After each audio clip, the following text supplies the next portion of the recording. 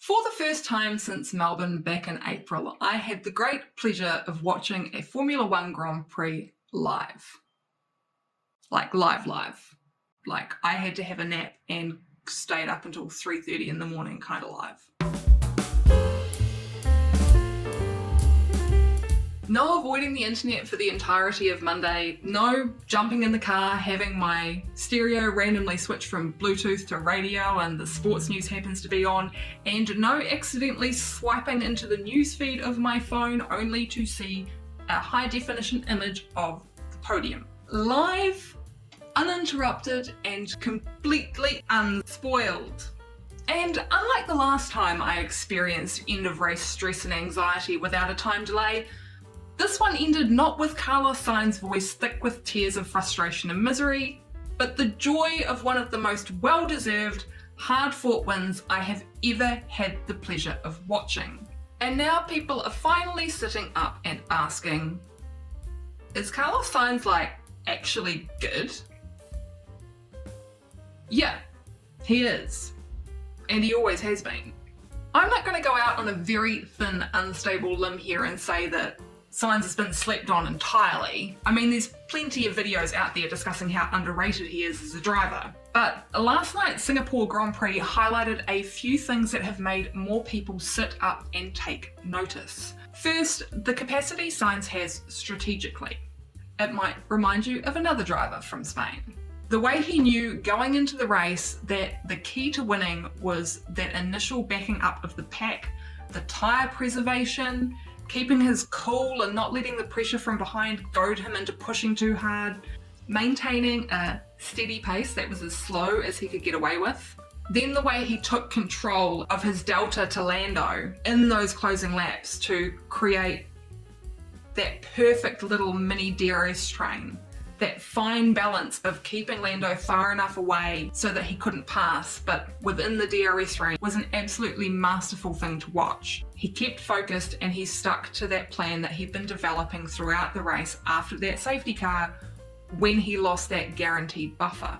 The second thing this weekend highlighted is the idea that the Leclerc-Sainz combination is probably the best current teammate pairing no matter which angle you look at it from. In the post-race interview with Viaplay, Charles admitted that he made the decision on Sunday morning to go for the soft specifically to get in front of George and give him the best chance of defending Carlos's position. That was his role, seeing as he had come out not on top of that qualifying fight. And rather than going in with a plan to run his own race, he fully committed to playing that team game. Some of you might say that this is Charles saying the right things for the cameras, and sure, you might be right, but to be completely honest, Charles Leclerc has never been a person that's hard to read. His somewhat delighted reaction to the scrap between him and Sainz at the end of the race in Monza felt truly genuine, and this week's resigned but not particularly dissatisfied response was no more disingenuous. The last thing we really got to see is a reminder that Fred Vasseur really is an absolute ledge when it comes to being a team principal. I mean, look at this guy. The best leaders are those who know when to knuckle down and get the job done, to bust out the classic teachers don't smile till Easter approach, but they can go out there and turn on a full mischief mode when the moment's right, and Vasseur has that balance down to a fine art. But anyway, back to Carlos. He's the driver who's always kind of flown under the radar, whether that's because he's been overshadowed by a teammate, or he's been stuck in a midfield car just sort of plugging away, getting points where he can, mostly being ignored by the cameras when he has an incredible comeback drive. Brazil 2019. And let's be honest, he's kind of part of the Nepo Baby Club.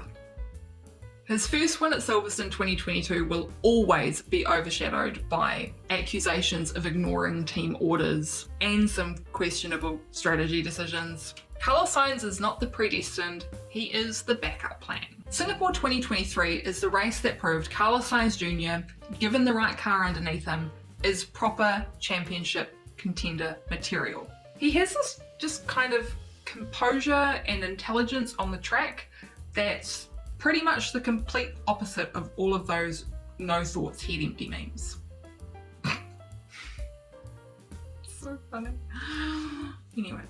As much as I would hate to see what I consider to be a dream partnership go up in fiercely competitive flames, there's nothing I think that would be more exciting than watching these two Ferrari drivers go head to head duking it out every single week for race wins. Oh god, war flashbacks.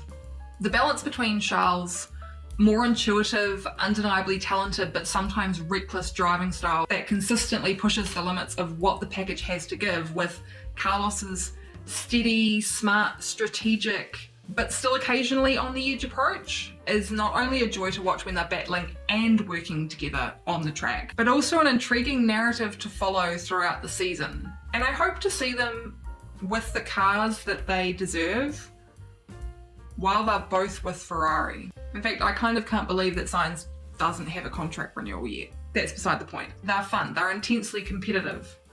They've got great chemistry on camera together, and let's be honest, anyone with eyes can tell you they're not exactly chores to look at. And they're both utterly, utterly brilliant drivers in really quite different ways.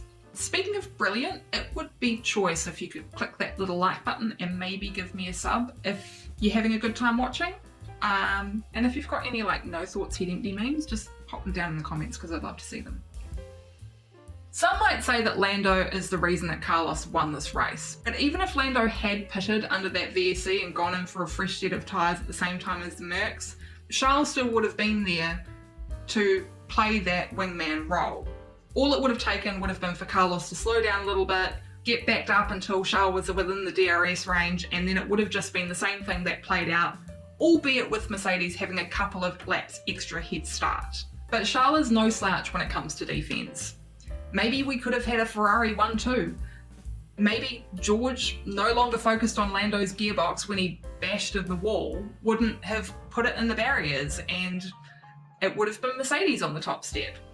We'll never know. But what we do know is that Carlos Sainz is quickly showing that he paid a whole lot of attention to his childhood hero, Fernando Alonso. And he knows that being smart and calculated is just as important as being quick. Oh, will you look at that? I made it through a whole video without talking about this guy getting points. Okay, so my cat has gone from being fascinated with the microphone and my camera to being fascinated with my external monitor. So that's working out really well for me right now. But if you can hear some very intense purring in the background, it's because here he comes. Dude. Bro, come on, man. The microphone. Oh my god, dude. Why are you like this? Gordo! Oh my god. Goodbye, Gordo. He's gone.